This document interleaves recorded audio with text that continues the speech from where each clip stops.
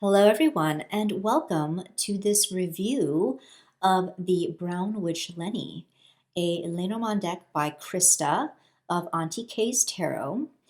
Krista sent me this deck for review purposes and in anticipation of the Kickstarter for this deck that will begin in January of 2024. So something to look forward to in the new year. Now, what I'm about to show you is a prototype.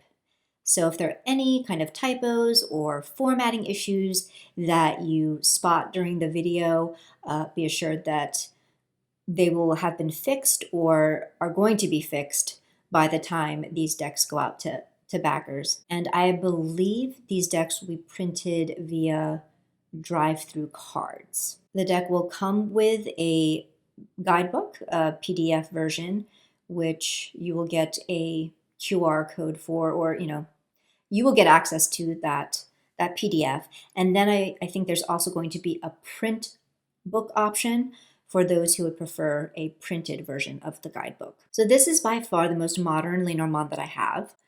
In general, I do modern themed decks only up to a point. I normally don't gravitate towards super modern decks in general, not just Lenormand.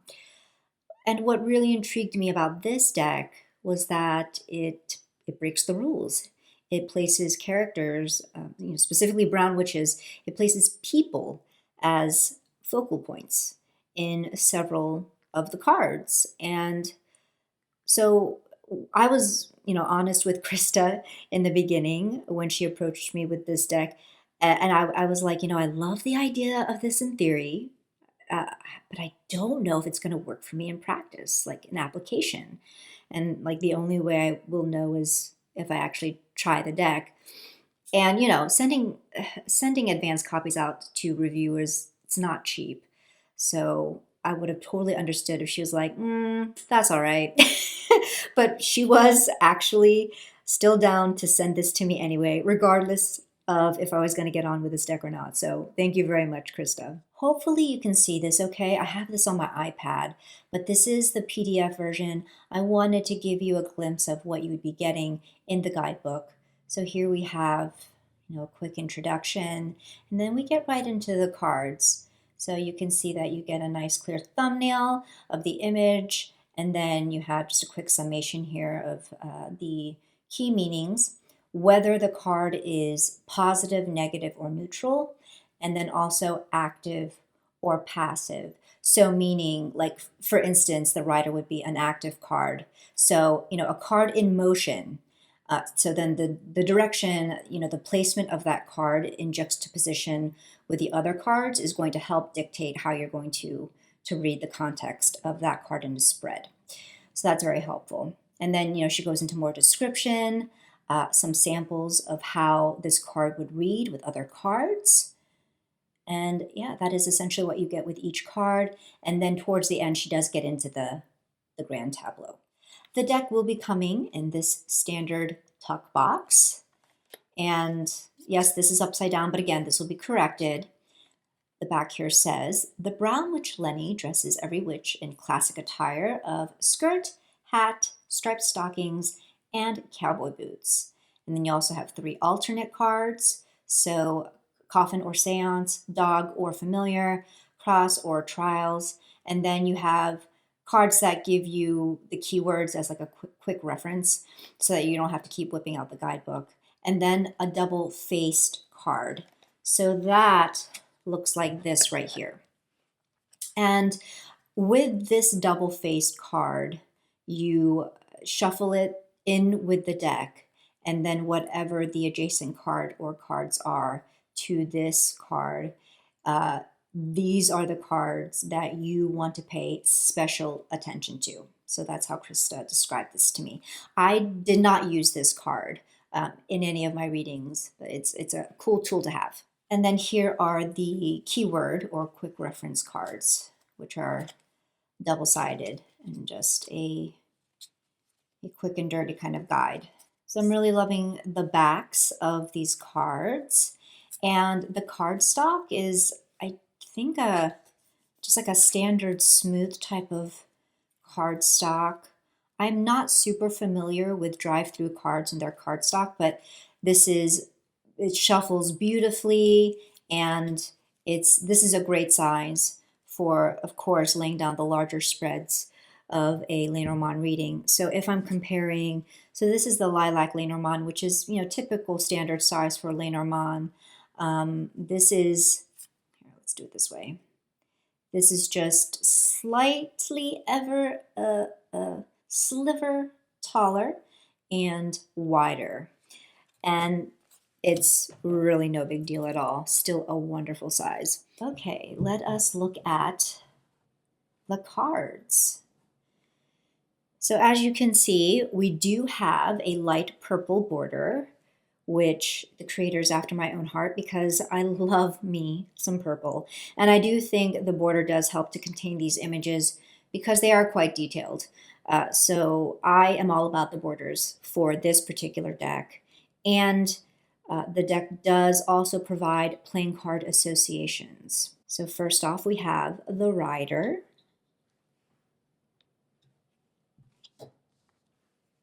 Clover, Ship. I will say for this card, it was a little hard for my old eyes to make out, just because the focal point is quite dark in nature. And it turns out when you read the guidebook, this is meant to be a seashell framed obsidian mirror that is reflecting the ship. And so, I mean, it's a cool idea, but my eyes were just not having it initially. But luckily we have, a very clear title card. And so ship is a ship is a ship, right? You have the House card, which this is the first instance where we see an image that normally shouldn't or normally doesn't have a human character in many other Lenormand decks. Like with the Rider, it's pretty par for course that you're going to see a person depicted riding something, hence the name Rider. But with the House, this was initially a bit jarring for me, and so it did take me a little bit to get used to, I'm not going to lie.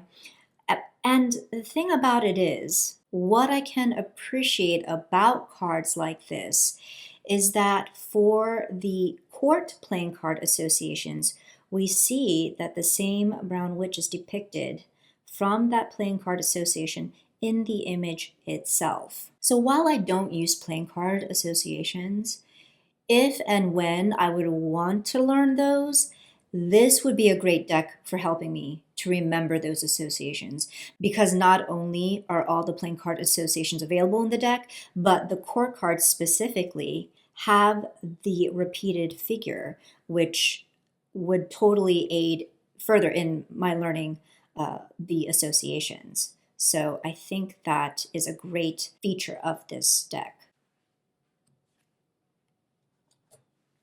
Tree, Clouds.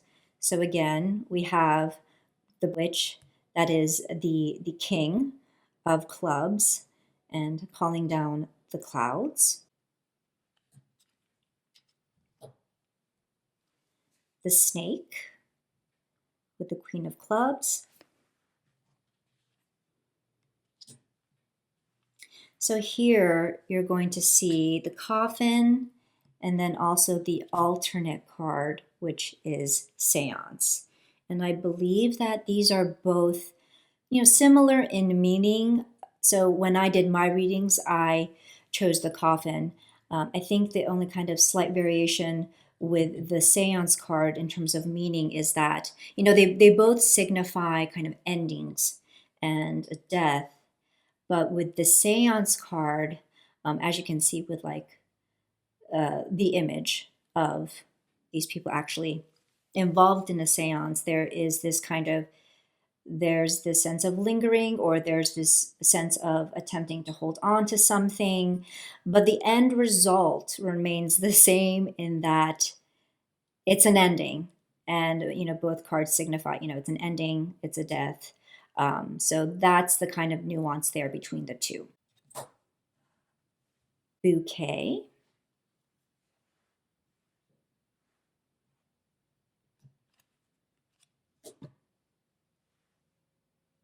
Scythe, Broom. So with these cards and the playing card, which showing up in the actual Lenormand card, I did not have a problem with these last few cards. For some reason, like they weren't as jarring for me. Birds, I love this with the little vultures. Child, love this card. So we have the Jack of Spades depicted here as the child. I would say the only thing about this one is that I love everything about this, which they look still a little bit like an adult to me, though. I wouldn't, like, if I didn't have this label, I don't know that I would have classified this character as a child. I do think it helps that we have the child throwing dice, playing a game to help establish that this is the child card. Fox. So this was really interesting too, and I looked in the guidebook to see what this was about here, this shadow, and it turns out this is a fox with a human shadow, which kind of serves to illustrate one of the possible meanings of the fox card, which is like distrust, like deceit, and being sus, if you will. Bear, stars, stork. So I would say the only thing with this card, I love all the witches. I can see maybe some people initially mistaking this as another rider card, especially since the stork is portrayed a little differently with like the black head, and so again, on the one hand, the traditional me would have said, yeah, I might have preferred the stork without the brown witch. But then at the same time, I really do love that we have this repeat of the queen from the Playing Card Association. So if we didn't have that there, then it would lose that quality, which I really love, actually.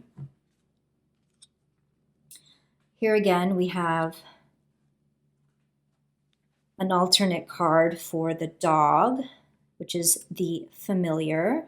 Both adorable. I decided to go with the familiar because hello, I'm a cat person, and also I just I love the expression of this cat's face. I mean, loyal and will lacerate anyone who looks at you wrong, right? So I was so in love with this image. Tower, very cool. Garden.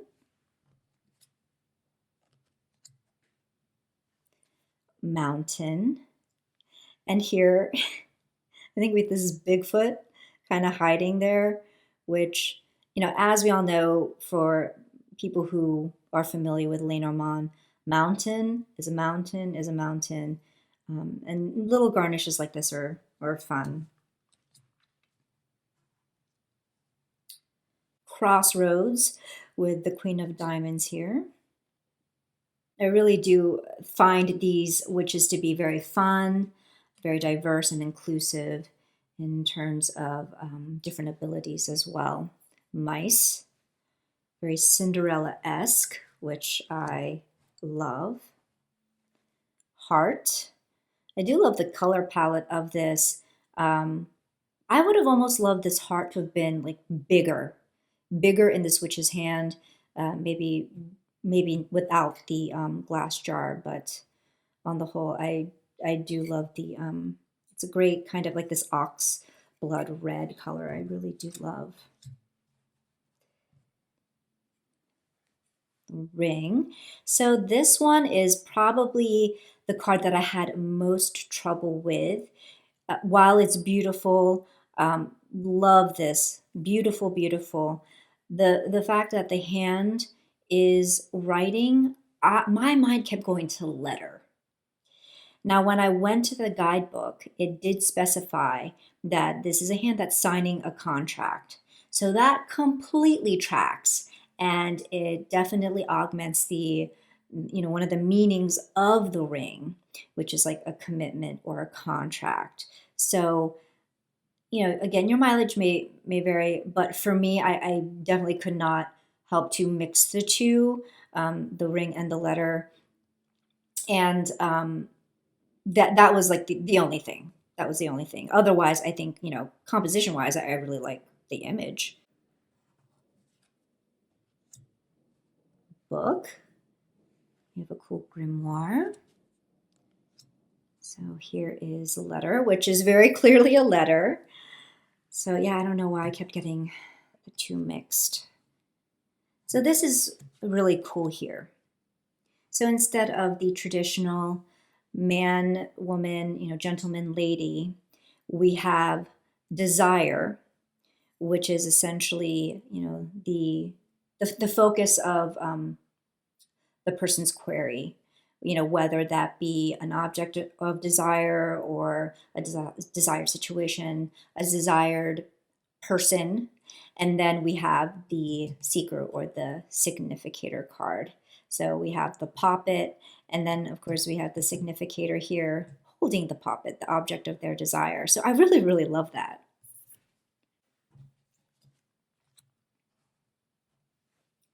Lilies. Sun. Once again, a lovely image. I like the sundial, especially the stones. They're beautiful. I would have loved maybe the sun being a little more, I don't know, a little more vibrant, just standing out a little bit more, because as it is, my eyes do jump directly to the sundial.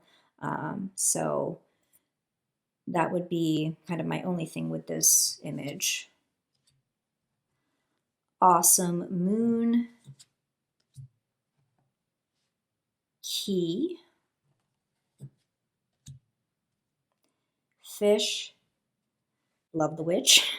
Love all the witches. I think because they are in such a vibrant clothing, once again, my eyes just go automatically to the witch and not so much to the fish, which is meant to be the focus of this card. So it's a lovely image, but I did initially have kind of that reaction. Anchor. Very pretty. Would have loved this to be just a little bit bigger. My eyes are old, y'all. And then finally, the cross, and then the alternate card of trials. I had a great time doing readings with this deck. So in practice, it actually wasn't as challenging as I thought it would be, given the details of all the images, because at the end of the day, the images are meant to be identifiers, and you're not reading into the image to create meaning, if that makes sense. Like we do that in tarot. At Lenormand, the images just serve as quick identifiers for that card, that keyword, which is ascribed set meanings, right? So, and then of course, though, as you progress with your Lenormand and you want to break the rules, you start ascribing your own meanings, etc. And of course, all fun and good. And there are some people who do like to take details from images and use those as aspects to factor into the reading. That is not how I read Lenormand. So I did several readings, and the one that I'm going to share with you is a 3-card reading in answer to the question of whether I should buy the Arcana Jianghu Lenormand. Sorry if I butchered that name. Logan from Larkin Legend has been showing this deck on his channel. He did a walkthrough of the deck, and he has also been using it in his Learning Lenormand series, which is fantastic. You guys should check it out. And that deck is gorgeous, totally up my street. And so I asked the Brown Witch Lenny if I should go ahead and buy this deck. And for this reading, I used the significator card. And here is the result. And the way that I personally interpreted this reading was that getting the deck it'd be a good time, you know, as depicted by the garden.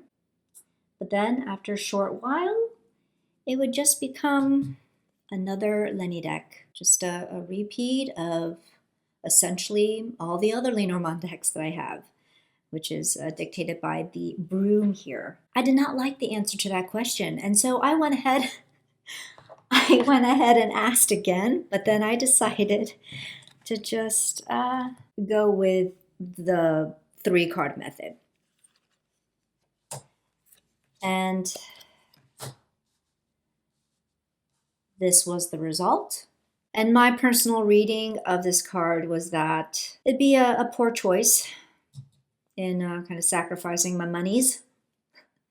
And by acknowledging that, that would probably be a great step. It'd be a positive step in terms of how to deal with this particular object of desire of mine. Just in general, being more mindful of kind of the broader idea of objects of desire and what it is that I truly want. And am I just fixating on the shiny new thing? So that's kind of how I read this particular spread. I did also do a 9-card box spread, and I'm not going to share that here because it was personal. I will say that the reading was fantastic. Did I get the answers that I wanted?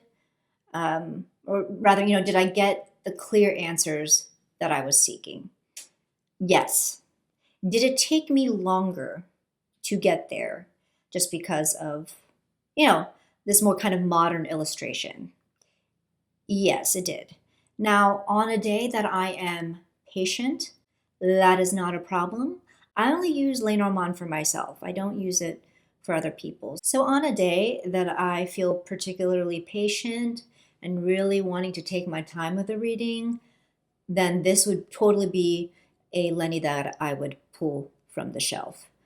If I'm wanting to be more quick and dirty, I would choose another Lenny deck instead. So I think, once again, your mileage may vary, and if you do have a tendency to read for others a lot with Lenormand, or say you are in a professional setting where time is a factor and time is of the essence, where each querent has, say, only 10 minutes to get a reading, then detailed images like this may or may not work for you. For me personally, I do love this deck for the smaller 3-card spreads, and yeah, the occasional 9-card spread. I don't know that I would do Grand Tableau with this, but that's just me personally. So thank you again to Krista. I really did have a great time with this deck, and I really enjoyed the challenge of using a deck that normally I wouldn't gravitate toward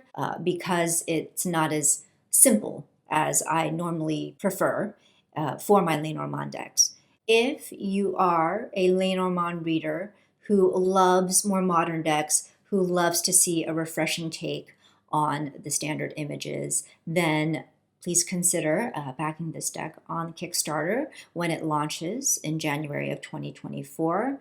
And also, if you are wanting to learn playing card associations, this is a great deck for that because of how the characters from the playing cards and court cards are repeated in the Lenormand image itself. I really, really like that. So yeah, for those people who are more traditional readers and like more simplified imagery, then this probably wouldn't be a deck for you.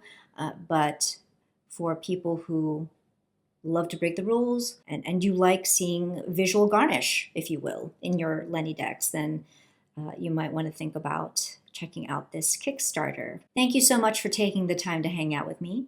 And until the next video, much love and take care.